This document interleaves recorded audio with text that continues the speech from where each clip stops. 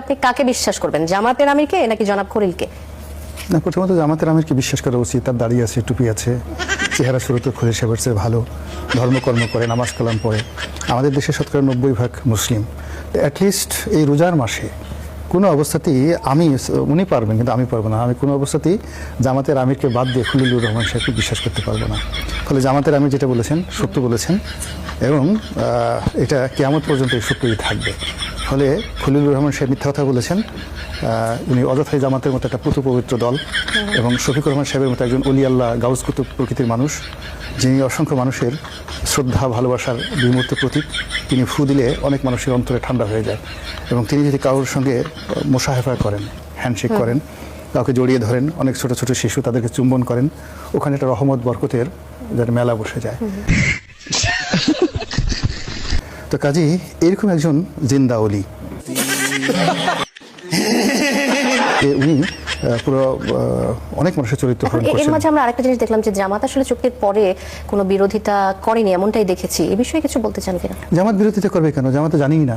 আপনি চুক্তি হওয়ার পরে, কিন্তু হওয়ার পরেও তো জামাত বলছে যে আমি তো কিছুই জানি না। আগে সম্মতি বিষয়টি অস্বীকার করেছে। অস্বীকার তো করেছে, তার সঙ্গে সঙ্গে আপনি বোঝার চেষ্টা করেন শান্তা, জামাত একটা সত্যবাদী দল, দাউস কুতুব ওলি আল্লাহদের দল।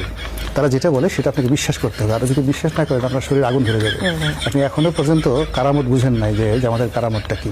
তো সেই অর্থে তারা যে একটা রিপারকাশন দেখাবেন, প্রথমত হলো যে তারা তো বিশ্বাসই করতে পারেনি যে ডক্টর মোহাম্মদ ইউনূসের মতো লোক এরকম দেশ বিরোধী একটা চক্রান্ত করে একটা দেশের বিরুদ্ধে একটা চুক্তি করতে পারে। দুই নম্বর হলো যে তারা শুনছেন, এলোমেলো শুনছেন। শোনার পরে যেহেতু তারা সরকারের one of the major part, Khalilur Rahman সাহেবের সাথে তাদের সম্পর্ক হয়তো খারাপ ছিল বা রেজওয়ানার সঙ্গে তাদের সম্পর্ক খারাপ ছিল, কিন্তু ডক্টর ইউনূসের সঙ্গে তো তাদের সম্পর্ক ভালো ছিল এবং 17 মাস ধরে মূলত সারা বাংলাদেশ চালিয়েছে জামাত। এটাই হলো বাস্তবতা। তো সেই বাস্তবতার মধ্যে আমিরে জামাত তিনি বলছেন যে তিনি এই চুক্তি সম্পর্কে কিছুই জানেন এবং রাজনৈতিক অঙ্গনের দুই বিশেষ ব্যক্তি দুই ধরনের কথা বলছেন।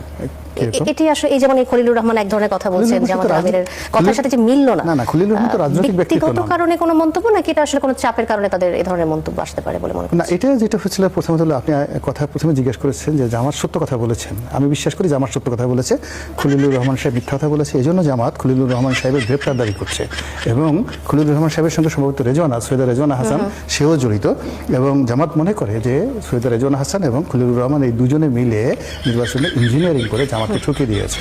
ফলে আজকে যেখানে জামাতের আমির হবেন বাংলাদেশের আমিরুল মুমিনিন এবং তিনি হবেন বাংলাদেশের প্রধানমন্ত্রী, আর তার চোখের সামনে জনাব তারেক রহমান সাহেব প্রধানমন্ত্রী হিসেবে হেঁটে বেড়াচ্ছেন, ঘুরে বেড়াচ্ছেন, এটা কি যে কষ্ট আপনারা বুঝতে পারবেন না। মমতাজের সেই গানের মতো বুকটা ফাইটটা যায় আর কি।